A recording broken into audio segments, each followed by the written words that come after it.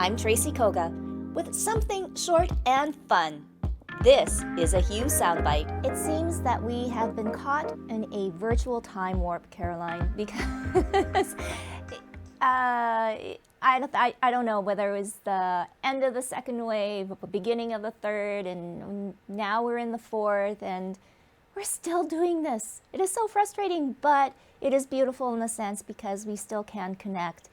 And Caroline Brooks, we know her as 1/3 of the Good Lovelies, an amazing trio. Now we have Caroline Marie Brooks, solo. And the title of the new album is really cool too, isn't it? Thanks. Yeah, there's actually another Caroline Brooks who's an amazing musician out of LA. So I have put my middle name into this project just to help a little with confusion. So clarify. Okay, so when I was referring to the title of your album, Everything at the Same Time. Yes. That yes. is so true. That is so true. And what we're in right now, but it's also in our daily lives, like in our work lives. Everything at the same time. Everybody wants the same thing or something at the same time, and we're forced to like split ourselves in multifaceted pieces and try to make something cohesive. So I don't know if that's like probably not the basis of the album, but let's get right to it. The reason to go solo and the concept behind your first debut solo album. Yeah, it's a big question. What made me go in this direction? Well, I've been working on it for about a year. So I started, well, I guess a little bit more if you count the songwriting process, but I've wanted to make a solo record for a long time. As you know, I'm 1/3 of a band called the Good Lovelies, and that has been my main gig for most of my professional career. And I love making music of all kinds with lots of people. And I wanted to celebrate my middle age. My 40th birthday was this last summer. So I knew leading up to that I would want to record some really personal songs and mark a very specific time of my life. So I'm a parent of young children. You might hear some video games downstairs. I'm on my own with my son right now.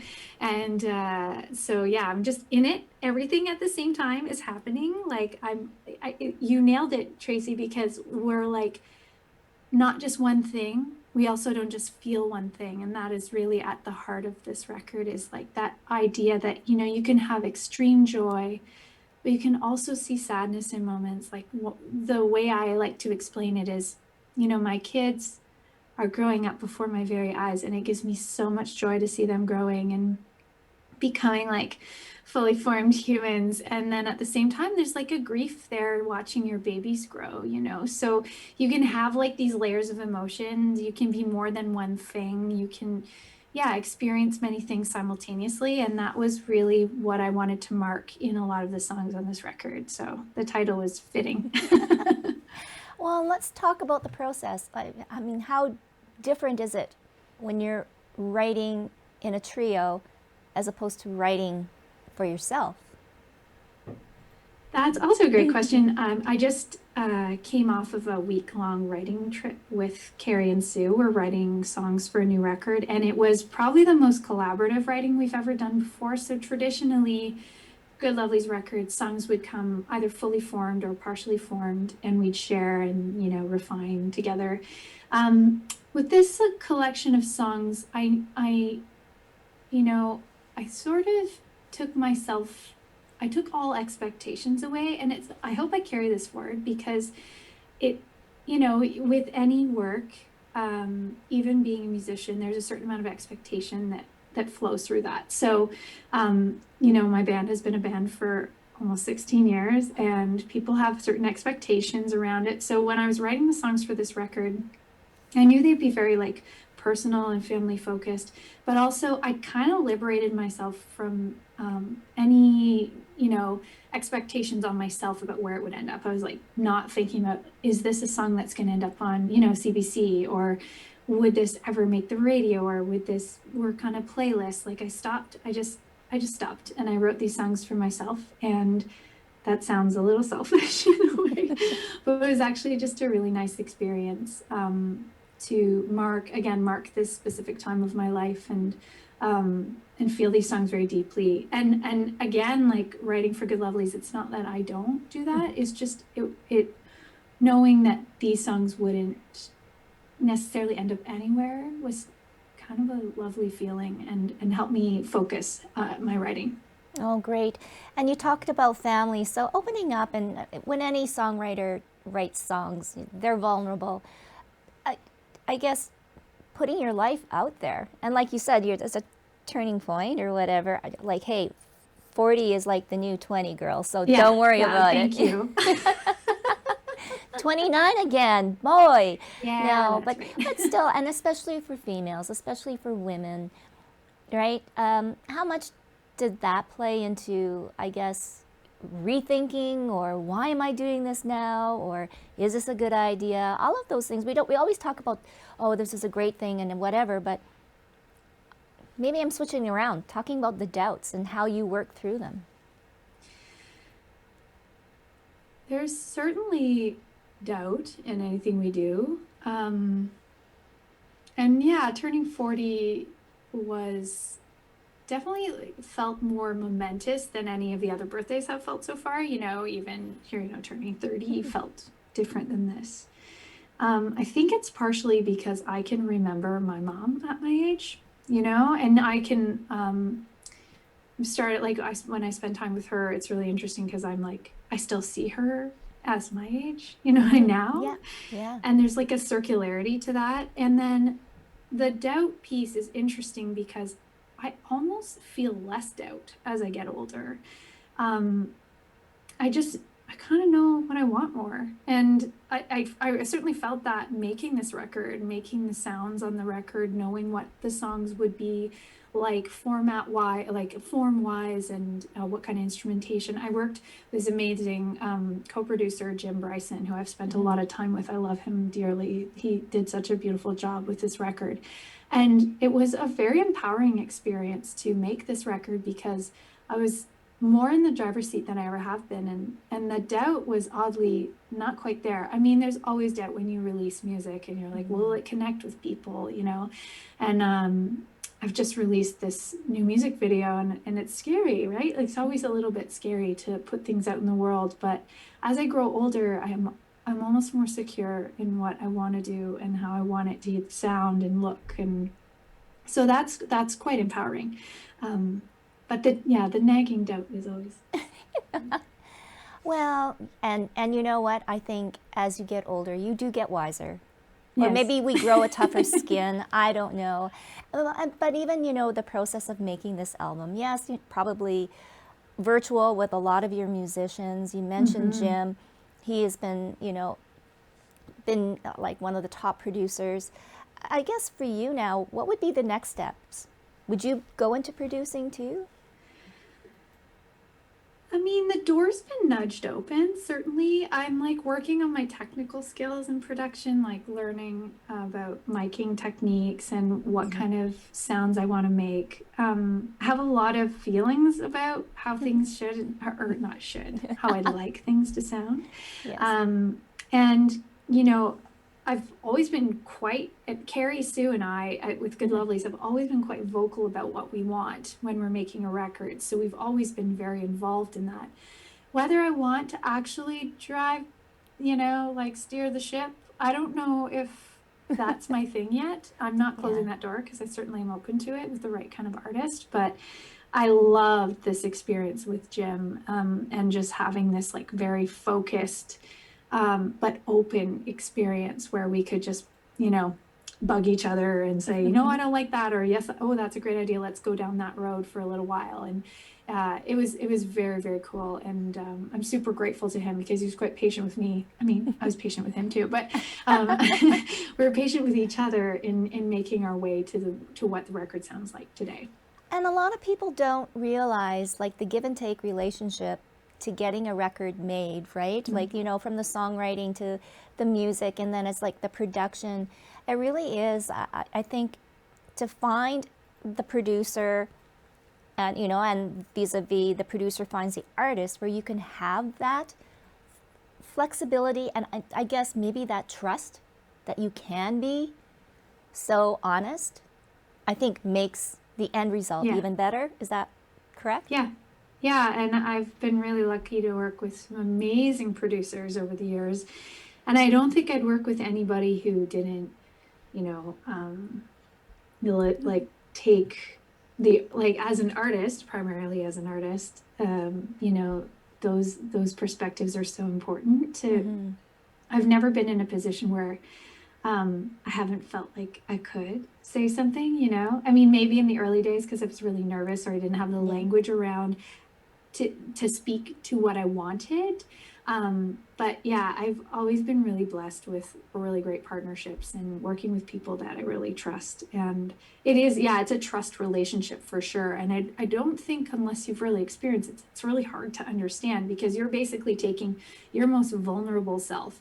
You're writing songs, in this case, very personal songs. You're laying them out and you're saying, let's make this work. And so it's very much a trust relationship both ways. And I'm really very proud of what Jim and I were able to accomplish on this record. The sounds make me so happy, and like, yeah, it exceeded my expectations for sure. And I'll always think back to this experience as such a huge one for me, you know, personally, creatively, professionally, and, you know, on a friendship level too. Working with Jim was just, I don't know, I felt like home. It was fantastic. Well, it sounds like the timing all aligned and the timing was right. Okay, so let's talk about these songs.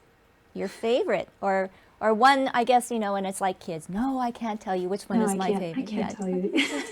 Okay, so let's go. Which one was like the worst or the hardest to get Ooh, through? Or yeah. or hey, we thought this was a dud, but then in the end, it made the final cut. These are things that happen in the studio. You know, I you can know. write like a song that you think is amazing and you bring it into the studio and for whatever reason it's not working. And I know I've experienced that over the years where there's just songs that get left off of records because they just don't come together in the same way. There are a lot of songs that were just very easy, very natural to put together. Um, Songs like Night Drive and Vitamin, those two were the first two singles, and they came together really. I didn't struggle with those ones. Those ones were like a clear Yeah. path. But a song called Lights Go Down, which is in the latter half of the record, it's a co-write. I wrote it with my friend Peter Katz, who's this amazing songwriter in Toronto. Yes. And he's Yes. lovely. And he and I wrote the song right before the pandemic hit. And I couldn't find my way in the studio. We just really struggled with it for a long time. And finally, we put a couple elements in that just kind of like, it was like, just like sucked it together some way. It was just like perfect. And one of the things I love about this song now is my brother sings vocals on it. Actually, my whole family, my sister, my mom sing on the record. My dad plays guitar on the record, and my brother sings on this song, "Lights Go Down," which is it just turned out so beautifully. And he's more in like an R&B, like hip hop world, and he brought these beautiful elements to the song that I just love so much. Aw. Well, okay, I won't ask you to rap for the song, but I know that you are going to play us out with a song. So I'm so proud and happy. Oh, and yes, okay, yes, virtual concert Yes. Sunday, October 17th at 7 p.m. Eastern Standard Time. It'll be on or available until Sunday, October 24th, 11:59 midnight. That's right. You have till midnight. We have till midnight, but it's yeah, everything all at the same time. Did I say that right? No, everything at the same time. Well, all at the same time. It's pretty Everything close. at the same time. Close enough. Oh, yeah. Okay. Thank you. And here she is, Caroline Marie Brooks. Congratulations on your new debut Thank solo you. EP, girl. Thank you so much, honey. Thanks for having me. This is called I Can't Always Be There.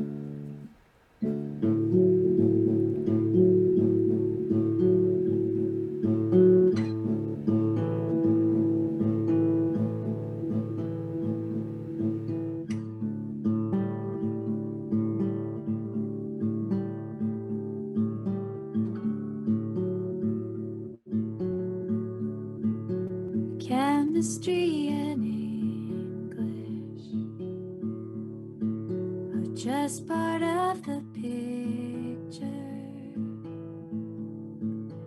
You will grow up kind. You will grow up tall.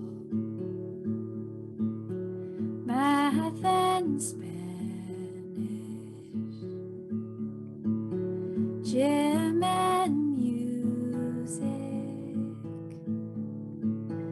I cannot keep up. You're getting so tall. Mark this day, love. It's passing so quick, and I want to remember this fairy day, love. It's perfect.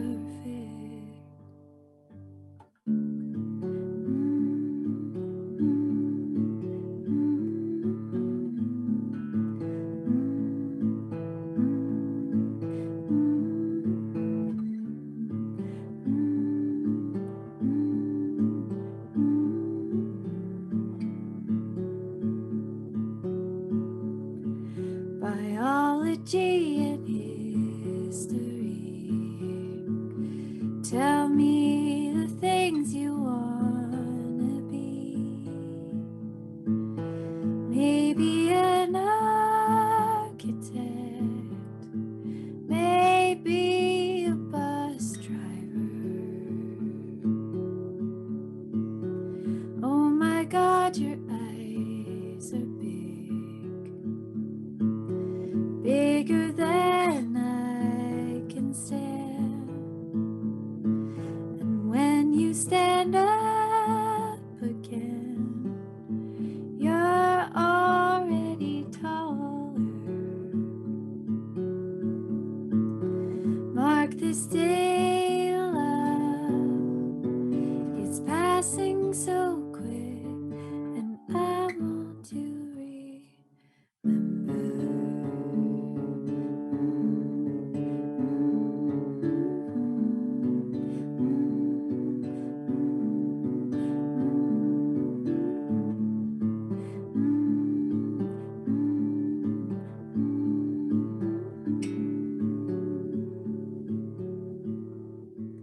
I'll hold you to my chest, and you squeeze back tighter. You're afraid of your teacher, and I'm afraid of this. You see, she's very nice, love, but not everyone will be. And I can't always